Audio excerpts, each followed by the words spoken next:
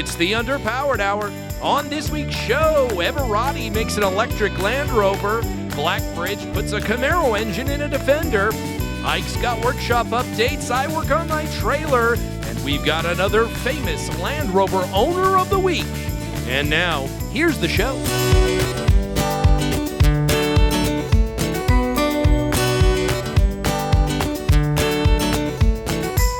Welcome to the Underpowered Hour. I'm Steve Beres, mild-mannered television executive by day and Land Rover collector by night. You can find out more about our cars and what we're working on at theberescollection.com or follow us on Instagram at theberescollection. I'm joined, as always, by my good friend, Goss. Thank you to everyone joining us today. I own and operate Pangolin 4x4 in Springfield, Oregon, where we live and breathe Land Rovers.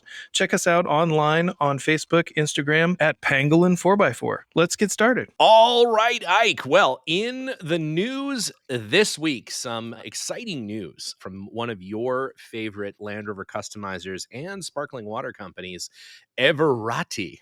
Which I thought at first was like Everrati, like the battery company, you know, with that cat. No. Is the cat being electrocuted on the Everrati battery? You know how like its logo is like a little cat, right?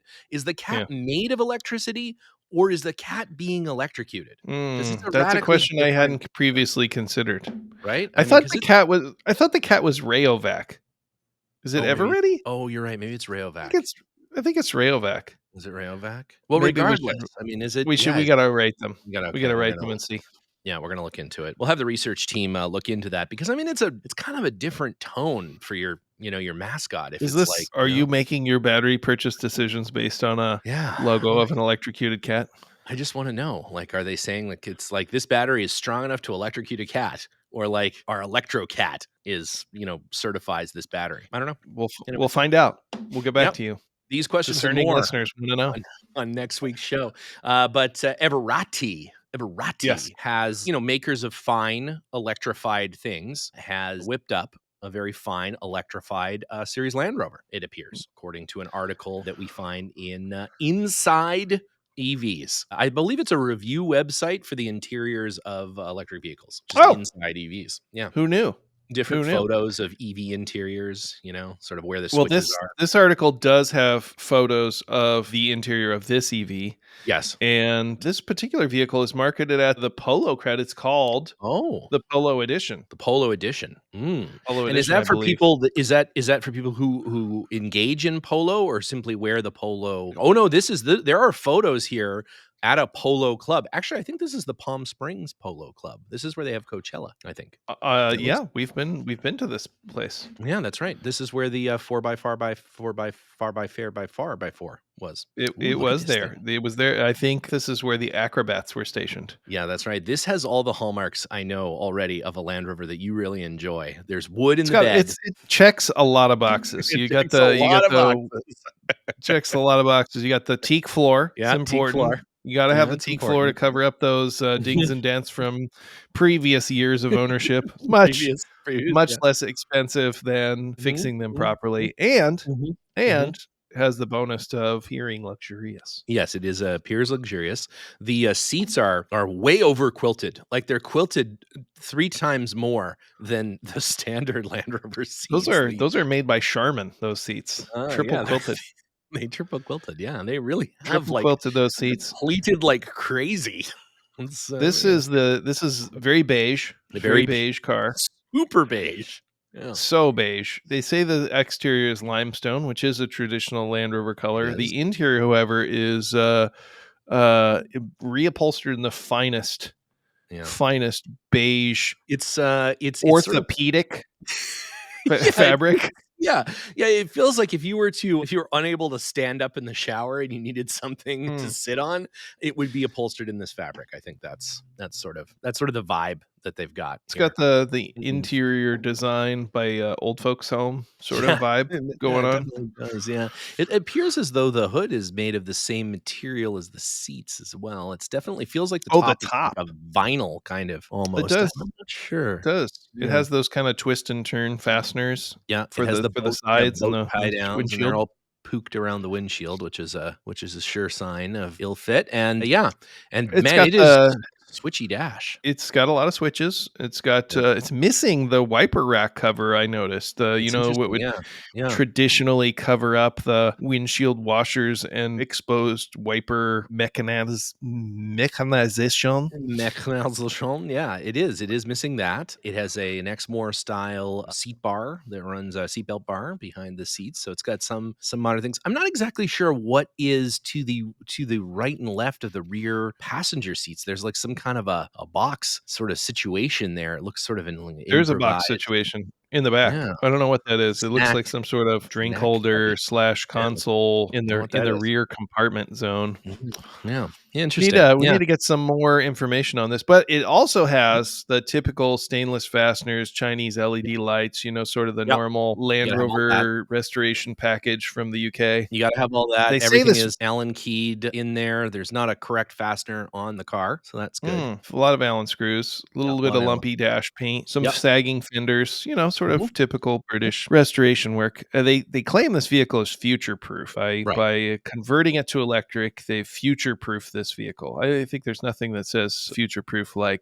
some electronics. Yeah, just a ton of electronics. Because we all know that electronics Yeah. stand the test of time. It's perfect. It is a perfect car. Yeah, they've done a great job. So there you go, Everrati. If you'd like a car that is well acquainted and overquilted, subtle design cues of a bathroom seat, then you're in luck. Pretty good looking, halfways restored car, and of course, it has the commensurate redundant bottle opener on the Oh, back. it does. Good You good need eye. that. It's got Yeah, the you need that. bottle Yeah, opener on the back. For those of you that don't know, the entire dash of a Land Rover that's exactly is right. a bottle opener, five Yep. feet wide bottle opener. Speaking of Land Rover conversions, I understand that you found a Camaro Land Rover hybrid. That's right. Yeah. So Blackbird Motors, as we know, I mean, LS conversions are all but standard practice now. In fact, it's hard to find a restored Land Rover Defender that doesn't have an LS motor in it. It's It's actually true. it's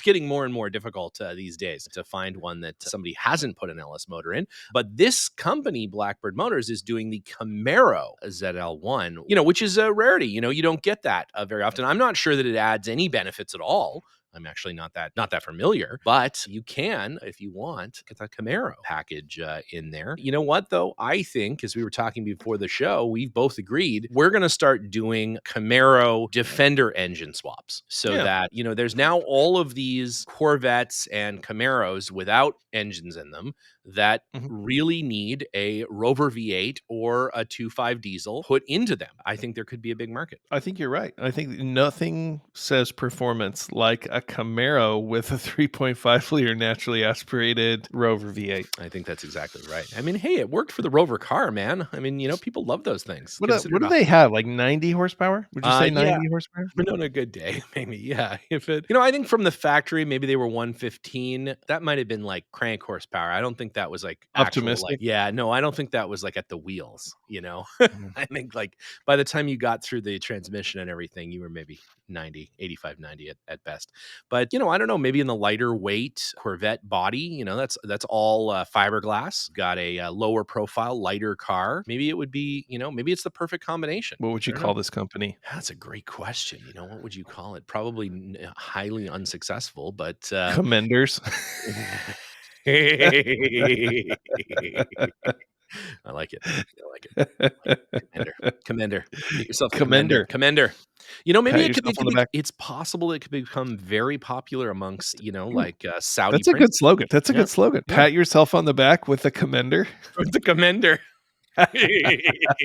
And we could take all the switch gear from inside the Defender and put it into the Corvette. So get rid of all of the Corvette interior and instead put like little Defender flippy switches and stuff. And That's like a good bad idea. There's stock. so many leftover standard Defender dashes because people Yes. will replace them with a Puma dash. That's right. Exactly. Put that standard Defender dash into the Corvette. Ooh, I'm just saying. There's a gentleman on YouTube that I watch who has taken a Dodge Viper, the classic first-gen Dodge Viper, and has essentially put what is basically the running gear of a Jeep Wrangler underneath it and created I'm sure, the world's only off-road Dodge Viper, and it is pretty sweet. He's done a really good job. He's really engineered and it's solid axles, and it's pretty cool. There's a company, and we should probably talk about them, or maybe we've already talked about them on the show. I think that we might have talked about them on the show. Legacy Land Rovers or something like that.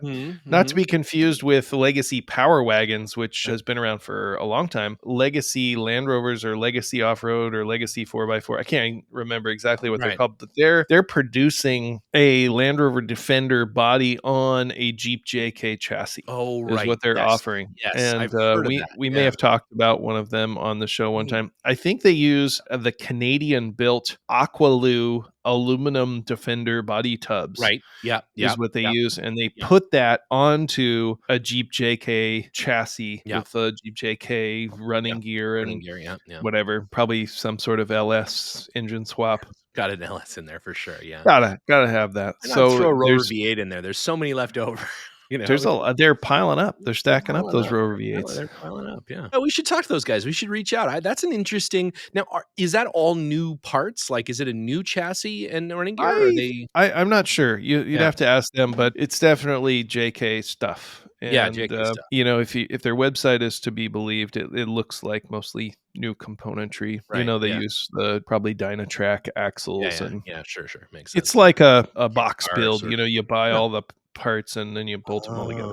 Bolt it all together. So it's like a home built Defender JK. Well, that's what they make, and you can buy it completely done from them. I think is the way that they would like to sell it to you. It's kind of, the proportions are a little funky because the wheelbase is not the same, and so the wheel arches are a little different than what you might expect. But it's a thing that exists, and if you like Jeep Land Rover hybrids, Jeep Land Rover Camaro hybrids, that is, check it out. And who doesn't, right? And who amongst us doesn't like a Jeep Land Rover Camaro hybrid? They're probably great because the construction is like a lot more like a Jeep. Those body tubs are like one piece from the firewall all the way to the back. It's like one piece, like a Jeep or a Land Cruiser style construction.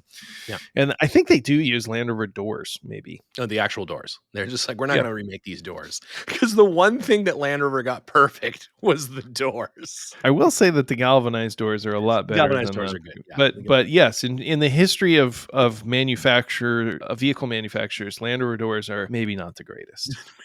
Maybe not top 10, but yeah, the galvanized. I mean, the newer doors, like off a 2016 Defender, the doors are great. They finally figured it out, and then they stopped making them. So the doors on a Series 1, especially the late Series ones, so the early Series ones, the 80-inch doors, those kind of crack and they're pretty flimsy. Those doors kind of suck. But the middle Series 1 doors from like the 86 to the 109, that range of Series 1 doors, they last forever. They're worth nothing because all the ones that they made still exist. They don't rust because the frame is galvanized, and the skin is like small enough that they don't really get dented either. They're little, yeah. They're pretty rigid, so those doors last forever.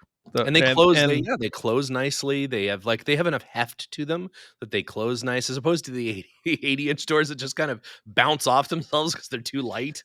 They're too light. Those 80-inch doors are too light. So that era of door, they were like, hey, we made this door with a galvanized frame and aluminum skin, lasts forever. Let's get rid of that. Let's never do that again. Let's never do that again. So then they made like 50 years of crappy doors that were very, very rust prone. And then I think they got sued. They lost a lawsuit, a corrosion lawsuit. Yeah. And they were like, they were kind of forced to make it. Mid 2000s. And then they were like, well, let's, those doors that we made that last a while, I guess we have to do that again. So we'll go back to those for like 8 years and then never make another car like that again. Yep. Yeah. It's a history of Land Rover doors in a nutshell. I want to say 2009. Again, yet another reason that 2009 is the best Defender. I think that's when they started going. That's when they had to start putting in those doors. Came in like mid 2008. That lawsuit settled, and they started putting in those doors. And then you were guaranteed to get them in 2009 model year forward to 2016. So they made them. They made them like for 7 years, and that was it. So. Those are nice doors. But all the replacement parts for those doors that you buy now are all those galvanized doors. Maybe. depending on how new old stock they are. It's Russian door roulette. If you're Russian door roulette. Will this corner be the one that I go around and fall out of the car? Fall out of the car. You never know. You never know. Well, speaking of falling out of the car, going around the corner, you've got a whole whack of cars up there at the old Pangolin 4x4 shop and horse ranch. What's happening? What's happening up there? We got a lot of projects going on. We got a lot of projects. Look at this Pangolin 4x4 jacket that you're wearing. The Pangolin 4x4 merch. We're gonna have to send you one of those. Oh, Pangolin 4x4. Look at this. We had it says Ike. It's personalized. It's personalized. Oh we had to do that. We had like 3 employees that couldn't remember their names, so we had to get the embroidery. Yeah. That's right. Between the 4 of you, I can never remember. Linus can never remember what anybody's name is. It's like, is that guy's name Jason? I can't remember. It was Linus. He couldn't remember. So did you get a tiny little one for Peanut? Does he have a little tiny? That's a good idea. We should get a tiny jacket for Peanut. I don't know where to get it. If anyone knows where we can get a tiny work coat for a 4-pound dog. Yeah, for a 4-pound dog. yeah, reach out. We'll get one for Peanut. But yes, we have a number of things going on in the shop. We have several projects. The coach built Land Rover, which is a real saga. We've been working on that for some time. That one, we're doing the mechanical work on that now. So engine's rebuilt, doing the transmission right now. It's a 51. So transmission's all apart. We're cleaning the transmission, getting all the cases really clean and all the bearings set up. So photos of that up on the Instagram, I believe. Yeah. I think we will be putting together the transmission this week. And the chassis is at the acid dippers. So it's getting it's bathing in an acid bath right now. It's getting all clean. All the inside 75 years of dirt and debris is being cleaned away. Is that the same stuff that Christopher Lloyd would dip the cartoons into in the dip? Rabbit? That's the dip. It's the same stuff. The dip. Same stuff. They scream a little bit when you put them in. The chassis, just a little bit, And Christopher Lloyd does each one himself. He does each one personally. Now, that Land Rover we're working on the color scheme for that. And picking the color for that car has been a little bit of a saga. I've learned a lot about period colors. Right. So apparently there was an organization called the British Color Council. British Color Council. Well, those guys sound like a lot of fun. Don't they sound like a lot of fun? So tells me they might not have been the most colorful people. I don't know. I don't know why. They produced a number of colors. I think 381 colors to be exact that were approved by the British Color Council during the 30s and 40s. And these colors were approved for use on a number of ministerial and government projects. So the color of the phone booths, the color of the buses, the color of this, the color of the post office colors, like all that kind of stuff was sort of standardized. The British were big on standardizing things, right? They love standards. Oh man. They love standards as long as it was their standards. As long as it's their standards, yes. No one else's standards but theirs. They love them. No one else's standards but their standards. Yeah. So we sent away for an original book of these colors. Oh, cool. That were approved by the British Color Council. So for those of you that are familiar, there's books of colors that Pantone is a very popular the sort of modern standard. Modern standard. These are colors, Pantone colors that people use for all kinds of things from art to industry. So this is the 30s, 40s, and 50s equivalent in Britain of that. So we sent away for one of these books and we've been poring over it to try and select a color that is not only in keeping with the vehicle, but something that would be used on a custom vehicle of that time. So that's been kind of an interesting rabbit hole to go down. We're also casting all the tire retention hardware for it in bronze. So that coach built car is getting the shrouded tire cover. Oh, right, of hood, course. Yes, like a Tickford wagon would get. Yep. So that's a really cool thing that it's getting. And then the hardware for that, it's got a large single 4-wing nut. It's actually a bolt that goes on top, and so you can grasp it with your hands. A big chunky, it looks like an industrial faucet handle or something. I've seen it. Yeah, it's got the little balls, little 4 balls, and it does. It that's right. It looks really like a faucet handle. Yeah. It's pretty cool. It's about 3 or 4 inches in diameter. Little kind of crown. So we found one of those that we can't have, but we can make a copy of it. So we're gonna take that to the foundry, make a pattern, cast it. So we're going to have a bronze one of those for the car. Made all the roof bracketry. So the roof is obviously constructed from wood, and it's got a number of brackets inside that the wood attaches to. And so we finished all of the welding and metal finishing on those brackets, and those are all going to go out to get nickel plated. Nice. So, wow. So it's a pretty involved project. It's like 3 steps beyond your normal Land Rover restoration. There's a lot of like restoration elements that will, are in common to a lot of the other work that we do, but it's definitely the next step and pretty cool. I'm learning a lot about how these cars are built, back in the day. It's fun. And does this get the light green treatment that the Tickford wagon would get, or is this a totally different color scheme? It's going to be a different color scheme. This is not a Tickford, so it's not getting a Tickford color scheme. Doesn't get it's going to have some of the elements of other coach built cars, but it's definitely not a Tickford. Its own thing. Oh, cool! So wow, that's awesome. Thing. Yeah, can't wait. I'm super excited about that one. Oof. I am too. So then we got another kind of after hours like project that I've been working on a little bit. This is a car that came to us in the back of a pickup truck. It was just pieces. It was just pieces.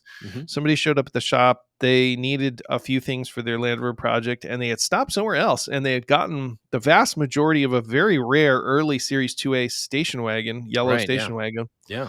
And man, I was feeling really sad for this car because it's such a rare example. There's almost none of these early Series 2 station wagons. And it was like there was no chassis, there was no firewall, but all the body panels were there. So it was like the tub, the doors, the sills, the dash, the floors, seat box, fenders, all the radiator support, all that stuff was there. And so I asked the guy, I was like, what are you going to do with all that? And he's like, well, I'm going to take a couple parts out of it and then probably just sell the rest of it.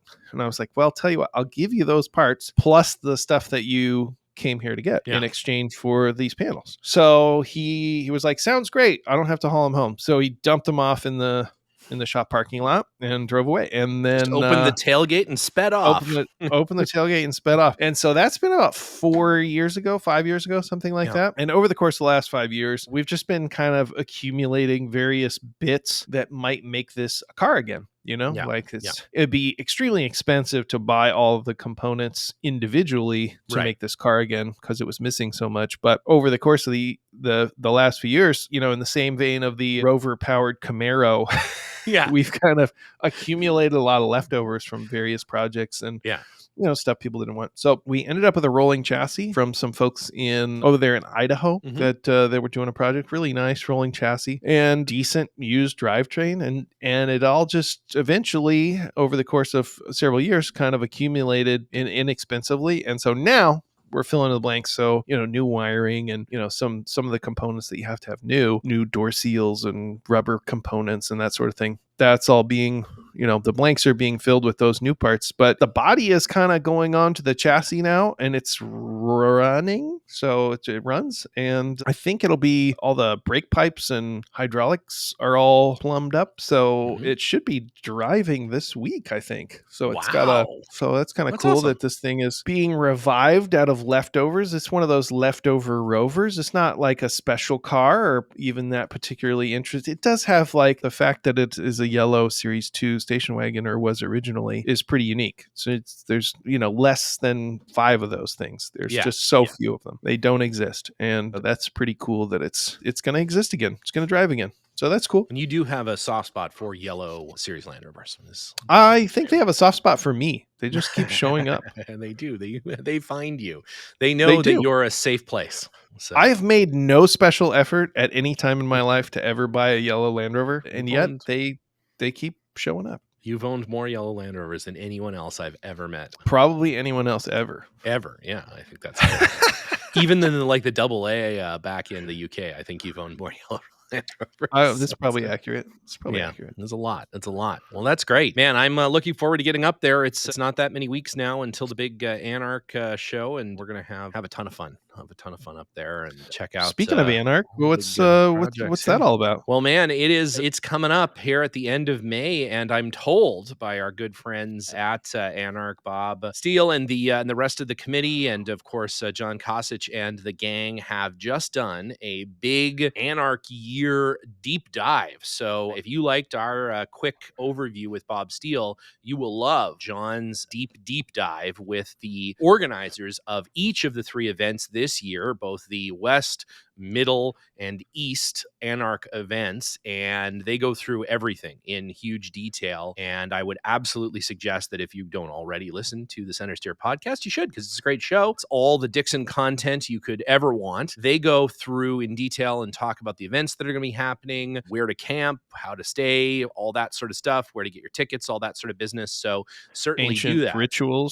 Ancient rituals, what kind of goats to bring, ceremonial robes that will be needed, secret handshakes. That's right. The kind of incantations that you'll be expected to know, all that sort of stuff. And certainly you'll want to make sure that, you don't show up with the wrong kind of blood sacrifice, because that's always embarrassing, So, but for this upcoming at the end of May here, the West Coast ANARC event happening up there in Redmond, Oregon, you gotta get a hotel now if you want to get one, because it looks like those are filling up, but plenty of camping space. It's happening at the same place as Overland Expo happens, I guess. Bend, kind of the Bend area there. We've been up there, and it's great. It's awesome. We did Overland Expo up there, and it was super fun. There's going to be trail runs. There's going to be classes. You're going to learn a lot if that's what you like to do. There's going to be some vehicles to see. There's going to be vendors to sell you things. There's going to be a lot of camaraderie. It's going to be all kinds of stuff. It's going to be great. Absolutely. John Kosich and I are already working on a very, very special vehicle situation. Let's just say that. Hard to say that, that it's going to be like a parade or anything, because it may not move, but it will certainly be an installation. Maybe it'll be a moving installation. Maybe not. We'll see. It's going to be a bunch of shitty Freelanders, isn't it? It's going to be a bunch of shitty Freelanders. It's going to be so great. So many Freelanders. It's going to be so awesome. And I just can't wait. I can't wait. Yeah, it's going to be awesome. Oh, goodness. Oh, my God. Well, speaking of shitty Freelanders, it's been a week or two down here at the old Beres collection shop of getting our little tiny camp trailer ready. We've been swapping over the electrical system. We got this little Vorshear trailer, which is a company in Utah, all American made, aluminum, 2-wheel camp trailer, off-road camp trailer. They have a nice articulated hitch and stuff, but they're really inexpensive, really well done, but very simple. They're not like a $50,000 rolling hotel. They're a pretty simple barrel style trailer. You get a fold out tent on the top and an awning that folds out, that kind of stuff, some storage boxes, roll out kitchen kind of thing. Pretty simple. But the electrical system is also very simple, and we wanted something that was a little more robust so that we could have a little more electronics out there. We could power our Starlink. We could do some of that sort of stuff, have a little bit more reliable fridge and some of those things as we go out a little bit longer than maybe this thing was designed for originally. So we've put in the Kick-Ass, an Australian company, because you know what? Australians are pretty good at this camp trailer thing, because it's impossible to be outside in Australia, and yet those guys are outside constantly. They make good stuff. They make good stuff. I've seen a lot of Australian-built camp trailers. One thing that I don't quite understand is the headroom. Right. You see those Australian travel trailers drive by on the road, and some of them are quite large. Maybe not large by American standards, but they're large. But they're also quite short. Yeah. And I think some of them do expand, but some of them don't expand. Right. And it seems like a lot of them have like 5 feet of headroom. I don't really quite understand it. I don't know either. Yeah. Anyways, so we've been rewiring. We put in lithium battery, a big giant 200 amp hour lithium battery. We've put in some new power distribution, a big inverter, AC inverter, and some of that sort of stuff. So we're much better prepared now. We've got a whole bunch of solar that we can run into it. We've got 260 watt panels that we can put out into the sunshine and keep our batteries all topped up and all that business. So yeah, so we've been working away, and we've been shooting all that for the old YouTube channel. So those will come out in future episodes, and looking forward to seeing that. Yeah, it's going to be good. And the rest of the 3D printing stuff is up now. So head out and enjoy that. We just recently compared the super expensive $10,000 printer to our new Bamboo Labs $1,500 printer. And some of the... What was the result? Well, the $1,500 Bamboo Labs printer is pretty good for most people. I think that, technology has come an awfully long way since 2019 when the $10,000 printer was new. It's pretty amazing. It's pretty amazing what you can get for $1,500. It's like the Stone Age in terms of electronics, isn't it? It totally is. Yeah. So we're going to go ahead and LS swap the $10,000 3D printer and see if we can't get a little bit better performance out of it. Then take that out and put a Tesla motor in it, and then put a Tesla motor in it. Yeah, it's going to be great. It's going to be incredible. It's going to be incredible. Well, before we go, we do have everyone's second favorite segment. And this is now every other week here we're having one. This has been retired for such a long time. And now all of a sudden has punched its way back into the zeitgeist. So I had a lot of listener requests for this segment. That's true. That is true. And this is, of course, the famous Land Rover owner of the week. This week, none other than world superstar, amazing individual, muscular, attractive, and always just a tiny bit oily, Dwayne The Rock Johnson. Do you need some time alone to just a moment. Examine this segment? Just to review it. Just a moment. A little known fact, Dwayne The Rock Johnson actually played for the Calgary Stampeders, the football team.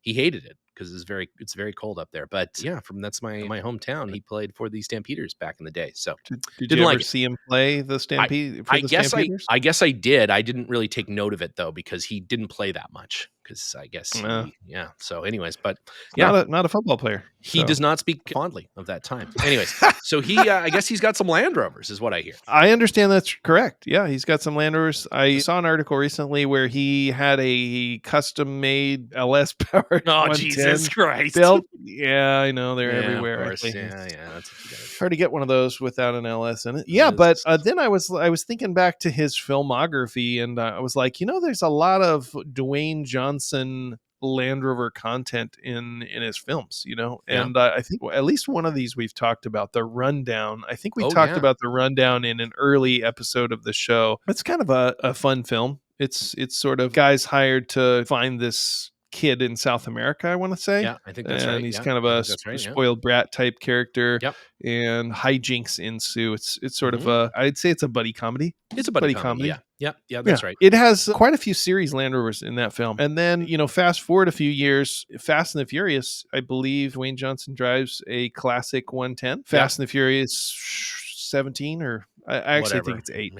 Yeah. It's 8. It's hard to say. I mean, I don't believe that anyone says they've seen all the Fast and the Furious movies. I don't think you can possibly say that. You can't know that. There's no way to know that for sure. It's not hard to know when one stops and the next one begins. And the next one begins. Yeah, it's impossible to say you've seen them all. I just don't think you can. Have you? I don't know. No one knows. I have no idea. I have no idea. They are broadly similar. It's the only one that anyone can say with any surety that they've seen is Tokyo Drift. That's exactly right. Yes, that's exactly right. Yeah, exactly right. That's exactly right. And then I noticed that Mr. Johnson also drove a classic 110 all sort of safaried out to the premiere of his film Jumanji. Well, that makes sense. So there's got to be there's a common denominator here. Obviously, this guy likes Land Rovers, right? He likes Land Rovers. I think he must. Yeah, he must. And it's either that or he's contractually obligated to do it. To drive old Land Rovers. Yeah, I mean, maybe he's got a little Momoa sort of thing going on there. Maybe he needs a Series 1. I don't know that he would fit in a Series 1, actually. Although Momoa does. I don't know if he fits in it comfortably. They got a lot of headroom when they don't have a top on them. That's right. As long as you don't have a top on it, then it's not so bad. It's just that you can't get the seat back. So, I worry that, do his knees fit under the steering wheel, I guess. Maybe. I feel like those dudes are all torso. They got, short legs. They're 100% torso. Yeah, it's true. Short little legs. Sure. Yeah, they're like a T-Rex. Yeah. Much like the Fast and the Furious films, I'm not sure anyone has ever seen Dwayne Johnson's legs. Do they even exist? Point. That's right. We don't know. He may just be like a vapor down there, like the genie. Yeah. Yeah, you don't know. Yeah, that's a good point. You're right. Yeah, you know what his torso looks like, but you've never seen his legs. Yeah, you're right. Actually, now that you mention it, that's a good point. What's that word for collective misremembrance? Yeah, that's right. For that. I don't remember like what the genie film that Sinbad was in, but wasn't, right? Like everybody thinks it was, but it doesn't exist. Nobody's actually seen Dwayne Johnson's legs. We just think we have. Good point. Well, at that, I don't know what else we can add. So, hey, head on over to the ANARC website and reserve your tickets. Get them before they sell out. Get your camping situation all figured out. We'd love to see you there. We're going to be there. Everybody's going to be there. Man alive. It's going to be a lot of fun. It's going to be a lot of fun. Bob Steele's going to be there. Yeah. Hopefully Bob Steele will bring his cowboy hat. Maybe we'll bring ours. I don't know. And I think he's going to make a cowboy hat on site. That's one of the classes. He's going to make one there. Oh, excellent. Yeah. That's going to be one of the booths. Bob Steele's going to make you a cowboy hat. I can't wait. It's right next to the dunk tank. Yeah. So it's going to be great. It's going to be great. I can't wait. So do that. Head on over to the Underpowered Hour store. Get yourself stocked up on t-shirts and stickers and things for the ANARC event so that you can be there in Underpowered Hour style. And if you can head on over to the YouTube channel and just like all of our videos, turn them on for your cat, your dog, your grandmother, whatever. When you're out of the house, just let them play. That really helps the analytics. We appreciate that. We're trying to hit that magic 1,000 subscriber number because then we get that sweet, sweet YouTube, whatever. I don't actually know. We don't know. We have no idea what happens when we get there, but we'll see. We'll let you know. Get a decal. Get a decal. Oh, that's going to be fantastic. Yeah, we'll put it in the back window of one of the cars. It's going to be great. It's going to be great. We get a tiny, tiny YouTube t-shirt for Peanut. It's going to be great. And just put it on the dog. Yeah, with that, hopefully everybody signed up for those ANARC events. Go do that for sure. And we'll hopefully see you all up there. And in the meantime, Mike, I will see you next week. Good luck on all those fantastic cars and give that horse a couple of carrots for us. And see you next week. I'll do it. See you soon.